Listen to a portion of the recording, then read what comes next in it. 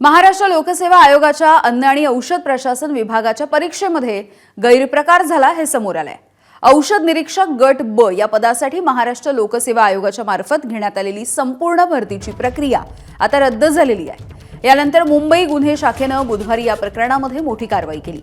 मुंबई गुन्हे शाखेने एमपीएससीच्या 3 अधिकाऱ्यांसह एकूण आतापर्यंत 6 जणांना अटक केली आहे। एकाच उमेदवाराकडून गैरप्रकार झाल्याचं मान्य करून परिपत्रक काढून महाराष्ट्र लोकसेवा आयोगाचे या सगळ्यावरती मौनच बघायला मिळत आहे। मार्चमध्ये पेपर फुटल्याच्या नंतर आणि या संबंधातली तक्रारही प्राप्त झाल्यानंतर एमपीएससीने पेपर फुटला नाही असं सांगितलं होतं। तसंच उमेदवारांच्या मुलाखती घेऊन भरतीची प्रक्रिया जवळपास पूर्ण केली। मात्र जेव्हा माध्यमांमध्ये पुरावे आले तेव्हा एमपीएससीने पेपर फुटी मान्य केली। त्यामुळे माध्यमांमध्ये पुरावा आले तेव्हा एमपीएससीचे डोळे उघडलेत का असाही सवाल आहे। या सगळ्या प्रकरणावरती एबीपी माझाने एमपीएससीला काही प्रश्न विचारले। यामधल्या एकाही प्रश्नाचं उत्तर एमपीएससी कडून मिळालं नाहीये।